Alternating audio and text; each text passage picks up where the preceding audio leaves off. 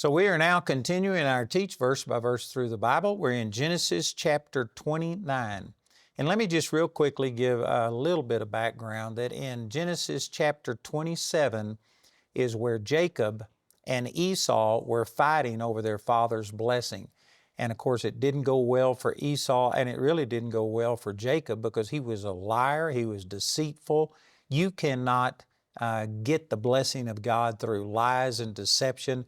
And he wound up having to flee for his life because Esau, his brother, wanted to kill him. So in the 28th chapter is where he fled and had to leave his home, and he went to his uncle Laban. But on the way there is where he came to a place that was called Luz. That was the name of it at the time. And he had this vision of a ladder extending all the way into heaven and angels ascending and descending upon it. And the Lord appeared to him and told him that he was giving him the blessing of Abraham. That's where he got the blessing of Abraham. You can't get it through lies and deception like he tried to do in the 27th chapter.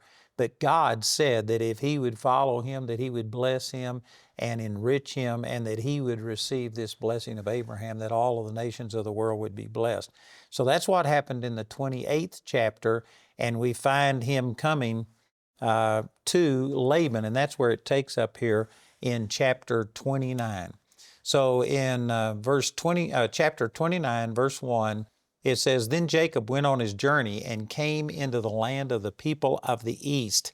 If you read about this in Hosea chapter 12, verse 2, that verse says that Jacob fled into the country of Syria, and Israel served for a wife, and for a wife he kept sheep. And so as you put these scriptures together, you can see that what is called the land of the east here in Genesis 29:1 is what we call Syria today.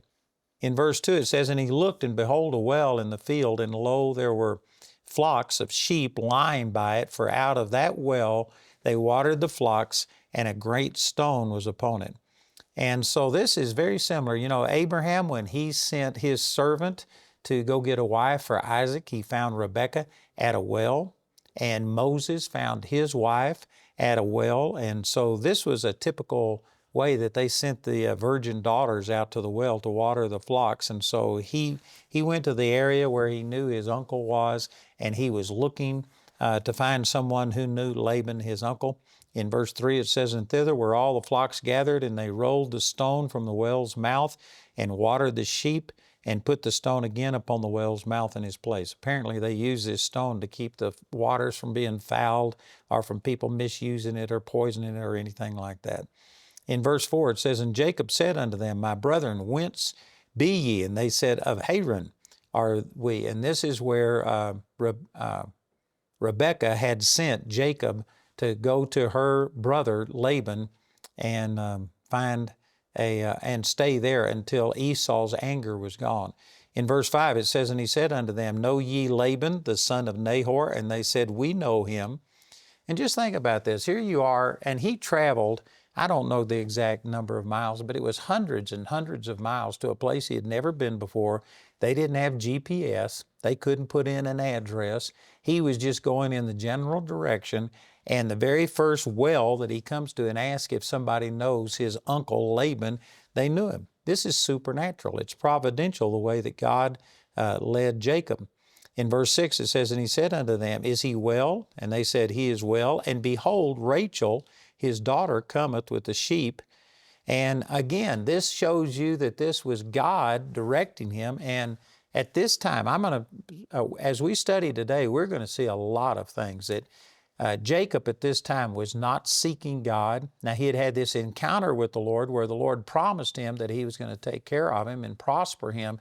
But I can guarantee you, Jacob was a scoundrel. His name meant supplanter. And he was a crook. He had cheated his brother out of his birthright, out of his blessing. And Jacob was about to start reaping what he had sown. So Jacob, it's not like he was really seeking the Lord at this time. And yet God was supernaturally directing his steps. You know, there's a verse in Hebrews chapter 1, verse 14 that says, talking about the angels, "Are they not all ministering spirits sent forth to minister for those who shall be heirs of salvation?" That is really significant. it's not just that the angels are assigned to you once you turn to the Lord and once you're seeking the Lord, but even before you are born again, it says that the angels are ministers for them who shall be heirs of salvation. And so here were angels, I believe, providentially guiding him at the exact time, going to the exact place, the exact well. And here comes Rachel, Laban's daughter. All of this was God supernaturally working it out, just like I believe that God works in our life much, much more than any of us realize. And I think when we get to heaven, we're going to look back and see the way that God saved our bacon so many times, that God supernaturally did things behind the scenes, where I think we're also going to see what He wanted to do and how that through our own disobedience and choosing to do things our own way, we thwarted the plans of God.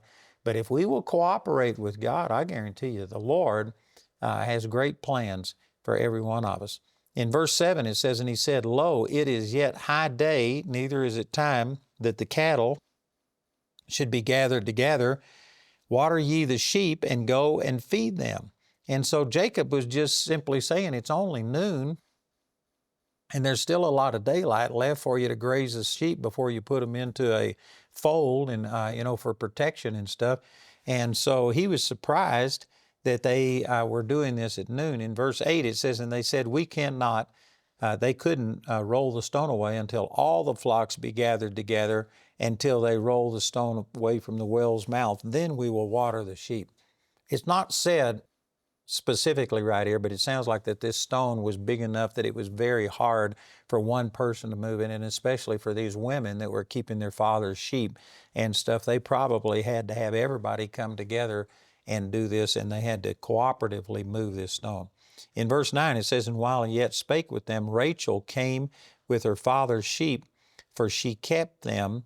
And it came to pass, when Jacob saw Rachel, the daughter of Laban, his mother's brother, and the sheep of Laban, his mother's brother, that Jacob went near and rolled the stone from the well's mouth and watered the flock of Laban, his mother's brother." So again, this is saying that all of these people had to come together because one person, it was really hard for them to remove this stone. They did that for protection for the well. But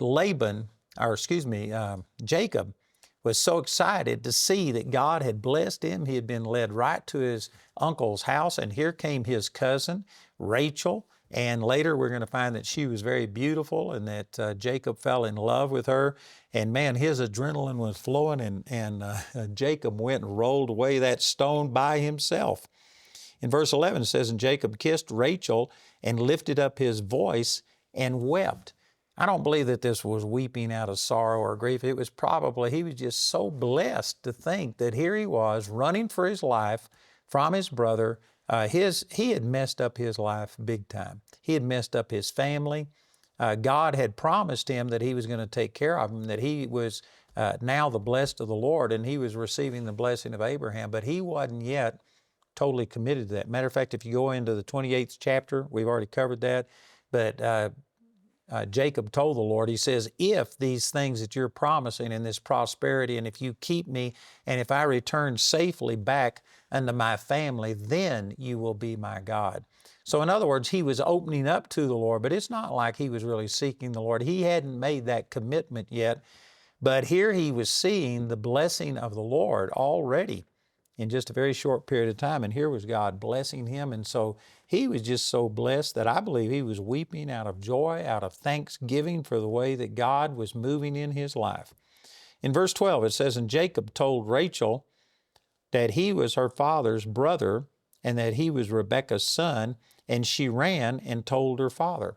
So in other words, she was so excited about this that she didn't even take Jacob with her. She just went back and told Laban about this. Verse 13, "And it came to pass, when Laban heard the tidings of Jacob, his sister's son, that he ran to meet him and embraced him and kissed him and brought him to his house, and he told Laban all these things."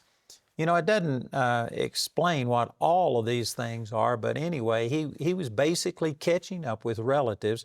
These people were separated. They didn't have the communications that we have today, and so I'm sure that they heard about each other. They had probably heard that Isaac in his old age had twins, and they probably heard about Rebekah and Isaac and Esau and Jacob, but they didn't have details. So he was just filling them in on everything. They were visiting about all of this, and I believe he specifically told him how God had prospered him and led him right to him, and probably was presenting it in a way as God is the one who set all of this up. And so he was invoking God's blessing on Jacob coming to his uncle Laban. In verse 14 it says, "And Laban said unto him, Surely thou art my bone and my flesh. And he abode with him the space of a month. And Laban said unto Jacob, Because thou art my brother, shouldest thou therefore serve me for naught? Tell me, what shall be thy wages?" And one of the things I think that we can learn from this, I've said this before as I was going through this, but one of the things that I've said before is that we aren't just studying about something that happened thousands of years ago, but it says in 1 Corinthians chapter 10, verses 6 through 11, all of these things that happened to them happened for our learning so that we can learn through them. And so there are applications. This is not just talking about Jacob and how he went to Laban and how he found a wife and how God moved in his life, but there's things that we can learn. And so one of those things that we can learn and apply to ourselves is that Jacob was an industrious person, and he had been with Laban for a month, and he said he had been working for him, but he had been working for him without any pay. Did you know there's a lot of people that would not do something like that? They are so material-minded that they don't want anybody to take advantage of them, and so there's a lot of people that would not do anything on a volunteer basis to help anybody. And as a result, you many times limit God's blessing in your life. If you go to Ephesians chapter 6, in verse 6, it says that we are supposed to serve others not with eye service as man-pleasers, but as the servants of Christ, doing the will of God from the heart, with good will doing service as to the Lord and not to man, knowing that whatsoever good thing any man doeth, the same shall he receive of the Lord, whether he be bond or free. If you read this in context, Ephesians chapter 6 is talking to slaves. And it's telling slaves that they are supposed to be serving their master not with eye service. In other words, just when people are looking and you're being inspected, but you are supposed to serve from your heart as if you are serving Christ. And if you do that, it says, knowing that whatsoever good thing any man doeth, the same shall he receive of the Lord, whether he be bond or free. And so we need to get beyond this thing of just doing things to people, doing things when people are looking. We need to do things behind the scenes.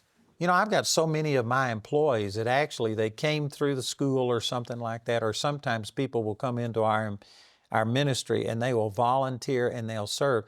And they literally just start becoming so effective in what they're doing that we can't make it without them. And there have been, I couldn't tell you, but I bet you it's hundreds of people that have come and just started volunteering and doing what they could and being a blessing. We saw how effective they were, and we wind up putting them on staff.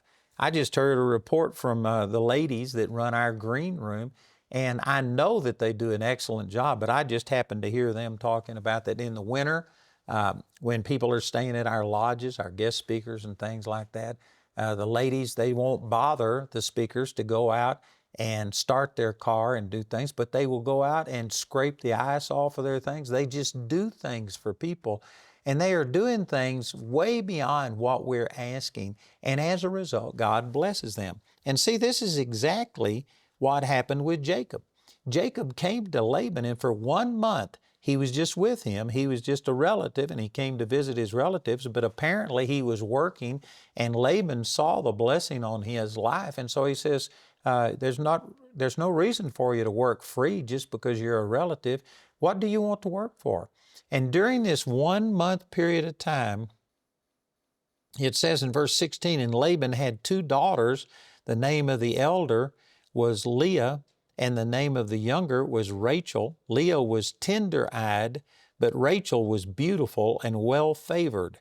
There's a lot of debate, and I've read a lot of commentaries about what this means when it says that Leah was tender-eyed.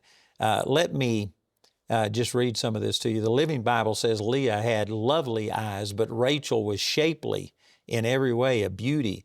The Amplified Bible, the Classic Edition, the New International Version, and all of these others say that Leah's eyes were weak and dull-looking, but Rachel was beautiful and attractive. The NIV says Leah had weak eyes, but Rachel had a lovely figure and was beautiful. And so anyway, there's no consensus on what this means. The Hebrew word that was talking about tender-eyed, it literally means tender, by implication weak. And so that's where they come up with this thing that maybe she had poor eyesight or something like that. But anyway, the older sister was not the best looking. The younger sister was the best looking, and Jacob fell in love with Rachel. And so his response to Laban when he says, "What do you want to work for?" In verse 18, it says, Jacob loved Rachel and said, "I will serve thee 7 years for Rachel, thy younger daughter." And so, we're going to find this out as we go through the rest of this, that Laban was a scoundrel also. Jacob was a scoundrel. He had stolen his brother's birthright. He had stolen his blessing, and he was a conniver. He lied to his father, took advantage of his father. And did you know there's a scripture in Galatians chapter 6 that says, you reap what you sow. Whatsoever a man sows, that shall he also reap. And Jacob was about to be reaping all of the stuff that he had sown. And Laban was a bigger con artist than Jacob was. And so anyway, here's another thing, that we learn. This isn't just talking about stuff that happened hundreds or thousands of years ago. It's a irrevocable law of God that when you sow something, you are going to reap what you sow. Matter of fact, if you look at that scripture in Galatians chapter 6, it says, God is not mocked. Whatsoever a man soweth, that shall he also reap. One of the translations says that, and that only shall he reap. You can't sow corn and reap wheat. Every seed produces after its own kind. And if you go out and sow to the flesh, you are of the flesh going to reap corruption. And so this is an irrevocable law of God. We're about to see it big time in Jacob's life. And this is one of the things that we can learn at his expense.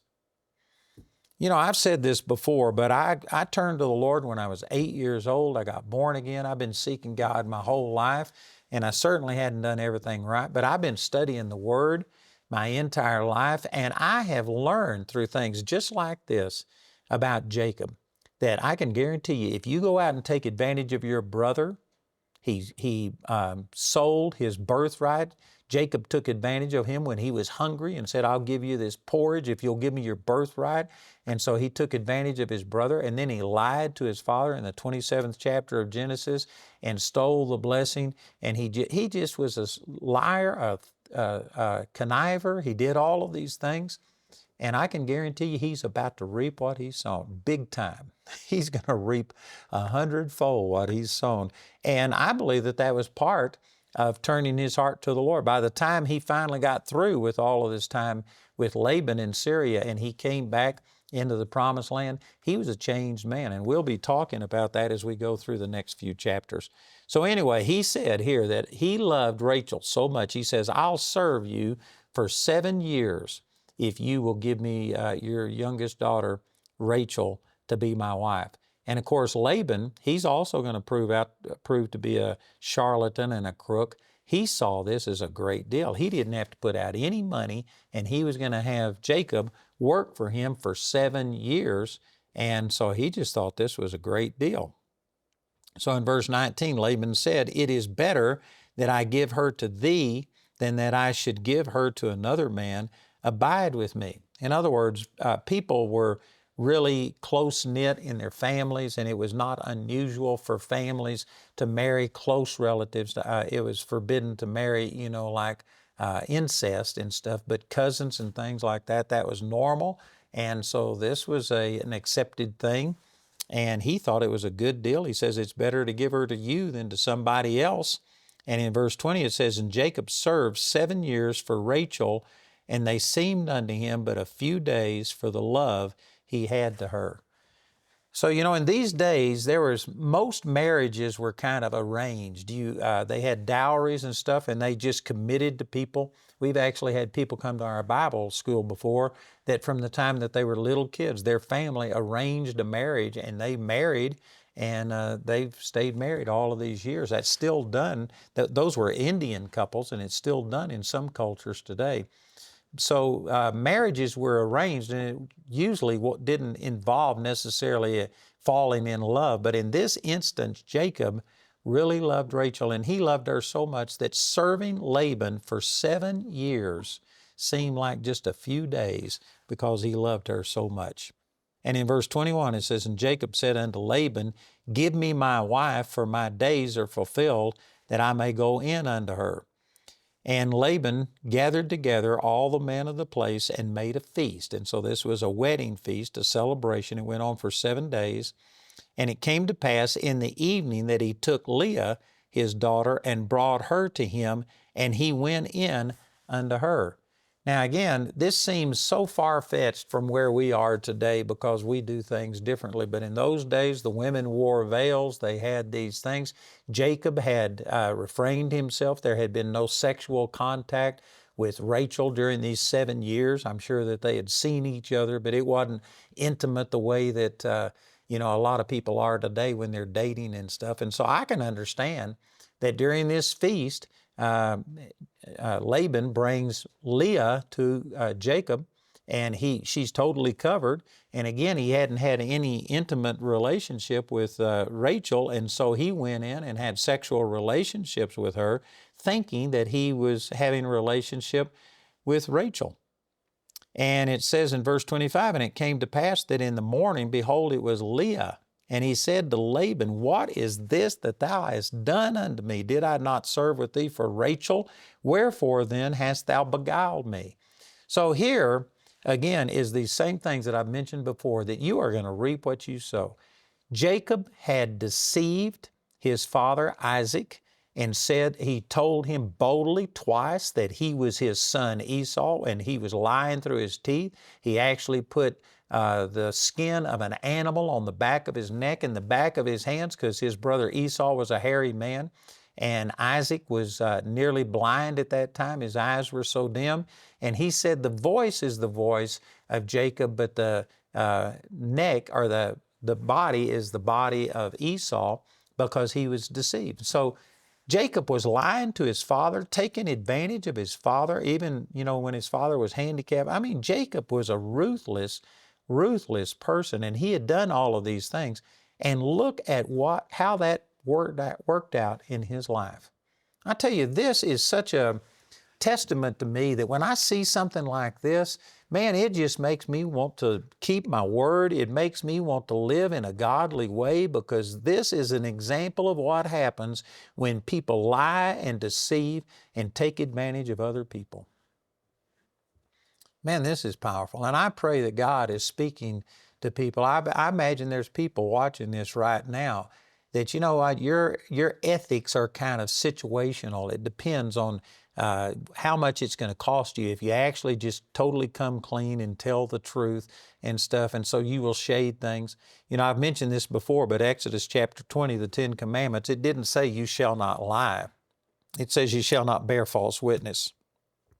And there are lots of times that people will sit there and shade the truth. And they may say a partial truth, but they are leaving a false impression. And people do this a lot. And yet the Scripture says, man, that you shall not bear false witness against your neighbor. You need to not only not lie, you need to present the truth.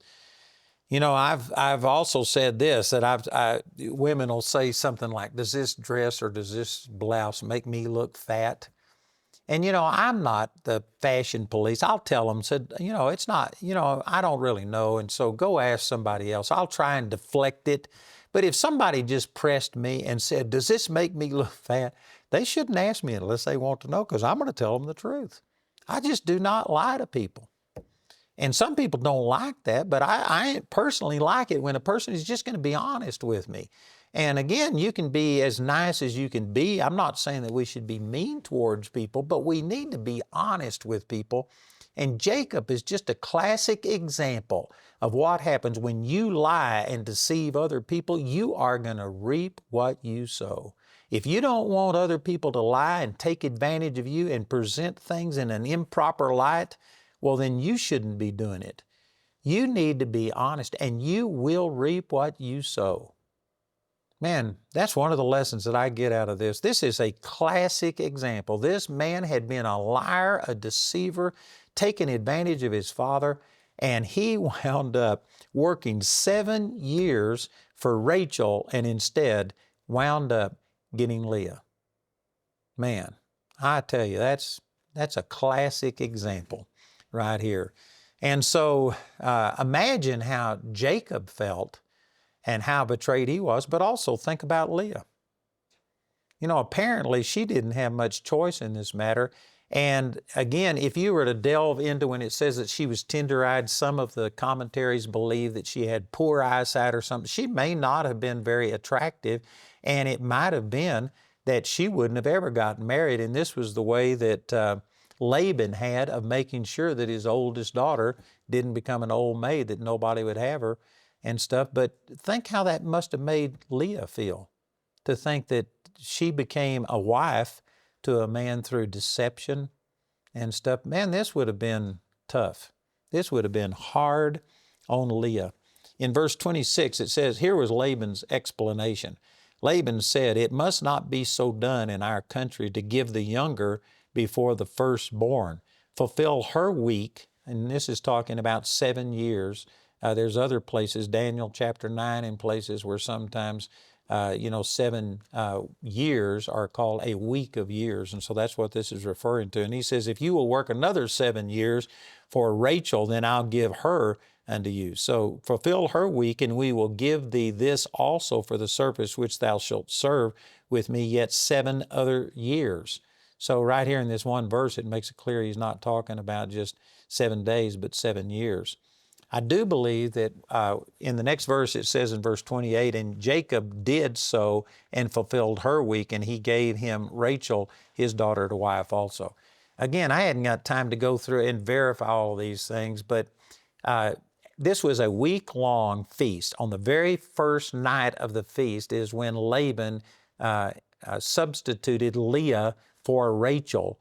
And it was the next morning when Jacob saw all of this. And when he said, fulfill her week, I believe at the end of that 7 days worth of feasting is when Rachel became his wife. But he had already obligated himself to serving another 7 years. So instead of serving 7 years for Rachel, he wound up serving 14 years for Leah and Rachel. And so this was, Jacob reaped what he sowed. He, in a sense, this was justice for him, the things that he had done. But think about this for the sisters. You know, if you were to turn over to Leviticus 18, once the law was given, this is prior to the law, so it wasn't sin at this time, because the Bible says that sin is the transgression of the law. So there wasn't the Old Testament law given at this time. It wasn't directly sin. But when the law was given, Leviticus chapter 18 says you cannot marry 2 sisters while the other sister is still alive. If one sister was to die, you could go ahead and marry the sister of the woman who had been your wife, but you couldn't have sisters as 2 of your wives. Also, we find in the New Covenant that God said we weren't supposed to have multiple wives. Polygamy is forbidden in the New Covenant, but under the Old Covenant, it wasn't. And when they asked Jesus about this, I think this is Matthew chapter 19, and they said, why did Moses allow a man to divorce and remarry and do all of these things, have multiple wives? He says that Moses did that because of the hardness of people's heart. But from the beginning of the creation, God created male and female and said, for this cause shall a man leave his father and mother and cleave to his wife.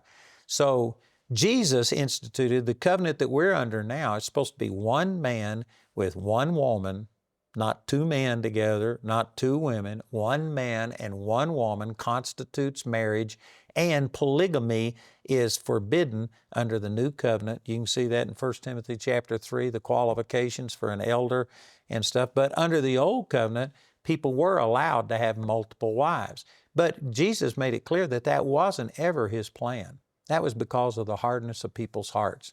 And so having multiple wives wasn't forbidden at this time. Having two sisters wasn't forbidden, but later, when the law came out, it was forbidden. And anyway, Jacob fulfilled her week in verse 28, and he gave him Rachel, his daughter, also. I believe that was at the end of the week of this feasting. And I hadn't got time to go back and verify it, but as we go through the next few chapters, you will see that it's not like he married Leah and then served another 7 years, and at the end of that 7 years, in other words, after a total of 14 years, is when Rachel became his wife. No, Rachel and Leah became Jacob's wives in 1 week, but he had to work a total of 14 years for Laban in order to be able to have those two women. In verse 29, it says, "And Laban gave to Rachel his daughter Bilhah, his handmaid, to be her maid." And again, this is customary at this time, that when women were married, they would have someone go with them. Did you know that Rebekah, the wife of Isaac, when Abraham sent his servant and took a wife, Rebekah, to his son Isaac, that she had a maid that came with her, and that was Deborah. And later we're going to see that it even exalts Deborah to a point that it talks about her death and where she was buried and things like this. So this is the way that it was done at this time. In a sense, this Bilhah was a slave is what she was. But it calls her here a handmaid to Rachel. And so in verse 30 it says, "And he went in also unto Rachel, and he loved also Rachel more than Leah, and served with him yet 7 other years. And when the Lord saw that Leah was hated, he opened her womb, but Rachel was barren." So again, here's another lesson that we can learn. Did you know that there are some people, the Mormon Church was famous in the 1800s for practicing polygamy, and eventually the United States government forbid that. But there are still Mormons that have multiple wives today, and there's even a show that I haven't watched it, but I saw it advertised on television where it talks about a Mormon family with multiple wives. And there are some people that are presenting this as being an acceptable way of marriage and promoting it in a positive way. But you can see here through Rachel and Leah that this is not a good thing. There is so much strife that happened through this. And right here it says that Leah was hated. You know, Jacob was taken advantage of, and I'm sure that, man, he just hated what his father-in-law Laban had done unto him, but I'm sure that some of this hatred was directed towards Leah. She felt that she was hated. Later on, as we go through the names of all of these children that are born to them, you're going to find that it's about, I've struggled and I've prevailed, and God is going to add another one. Now my husband will love me, and all of these kind of things. There was tremendous strife and contention going on between these sisters. It caused problems with the children that were born. And a lot of this is the reason that when you get to the 37th chapter of the book of Genesis and you find Joseph, that he was hated by his brothers, it was because Joseph was the first son of the favorite wife. And the rejection that was between Rachel and Leah transferred down to the children that were born. And a lot of this came because of all of these things. This is just wrong on so many levels. You know, the Bible isn't listing these things saying that this is the way it should be. It just tells you, you know, one of the things I love about the Bible is it doesn't sugarcoat things. And even these people who Jacob later became Israel, became the patriarch that the whole nation of Israel was built upon, it is candid in showing you his mistakes and his failures. So this is not approval of the way things were done. It's just showing you these things so that, again, 1 Corinthians chapter 10, verses 6 through 11, we can learn by their mistakes. And there's some great lessons to learn here. Man, we need to just have one wife. We need to have one man and one woman. That constitutes marriage. And so Rachel was barren. And it appears here that in this instance, this was actually God that closed the womb of Rachel and kept her from being able to bear children because Jacob was preferring her over Leah. Leah was hated. And so the Lord opened up Leah's womb and allowed her. She ultimately bore 6 sons to Jacob, and actually it doesn't mention the daughters typically, it just mentions the sons, but it does mention that Diana was one of the daughters because in the 34th chapter that figures into a story right there. But she probably had multiple children, 6 sons and who knows how many daughters, and God blessed her trying to balance this out. And so even though this was not God's situation, He didn't create all of this strife and the lies and the deception that Laban did. This wasn't God who did these things. And yet you can see God showing favor to Leah. She was mistreated. And again, we don't know exactly what this term tender-eyed meant, but even if she was ugly, if she had poor eyesight or whatever the problem was, God was there to promote her and to defend her. And so we can see that God loves the unlovely. And so in verse 32 it says, "And Leah conceived and bare a son, and she called his name Reuben, for she said, Surely the Lord hath looked upon my affliction. Now therefore my husband will love me." So the name Reuben means see a son. And she said, now my husband will love me, because she had borne a son unto Jacob. So this again is reflecting that even though she was married to Jacob, there wasn't a love relationship, and she was hurt because of it. You know, this is another thing that you can learn through this, and that is that most of the time people want what they don't have. They don't appreciate what they have. They're always looking, the grass is greener on the other side of the fence, and they're always looking for something else. You know, I was just talking to some people, I think it was yesterday, and we were talking about how cool it is during the summer in Colorado, and I just love it because I was raised in Arlington, Texas. I remember a time that we went 45 days with the temperature reaching 115 degrees in a row, 45 days in a row. And man, it was hot and it was high humidity. And because of it, man, I just fell in love with Colorado. And I love these cool temperatures because it's the opposite of what I was raised in. And yet I was talking to somebody who was raised here, and they just love it when it's down there hot. They were talking about being in Phoenix and stuff. And so people tend to love what they don't have. And you can see that Rachel, she had the love of Jacob. Jacob truly loved her, but she didn't have children. And instead of appreciating the love that she had from her husband, she was longing for children. And then Leah, she had children. She wound up having 6 sons by Jacob, but she didn't have his love, and she was always longing for what she didn't have. It seems like we're always longing for what we don't have instead of appreciating what we do have. And that's not to say that there aren't things that need to change, but we need to learn to appreciate what we've got. And so in verse 33 it says, "And she conceived again and bare a son, and said, Because the Lord hath heard that I was hated, he hath therefore given me this son also. And she called his name Simeon." So the name Simeon means hearing. And so this verse reflects that even though she was a wife, and even though she had now borne 2 sons, that she was still hated. And this is reflected in the name that she gave. God had heard her cries and gave her another son. In verse 34 it says, "And she conceived again and bare a son, and said, Now this time will my husband be joined unto me, because I have borne him 3 sons. Therefore his name was called Levi." And the word Levi means joined or attached. And so here again in these names you can see her longing to have Jacob love her, and Jacob hates her and instead just uses her as a baby factory. He has relationships with her, but he doesn't love her. He loves Rachel. And this strife and division between these sisters is just boiling and about to boil over. In verse 35 it says, "She conceived again and bare a son, and he said, Now will I praise the Lord. Therefore she called his name Judah, and left bearing." And the name Judah means praise. And so all of these names are reflecting the conflict that was going on between Leah and Rachel trying to vie for the favor of Jacob.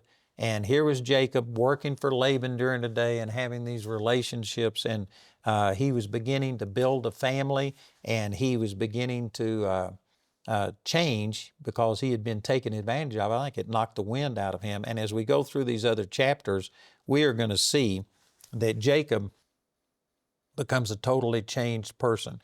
And so in this chapter, we have gone over 14 years worth of Jacob's life. And in the next chapter, when we get into chapter 30, we're going to begin to see where Jacob begins to really start listening to the Lord. He begins to start making some decisions, and there is a total change in Jacob's heart. Again, let me say that you need to learn these things at his expense and not have to go through it yourself. We need to learn that you are going to reap what you sow, and you're going to reap only what you sow.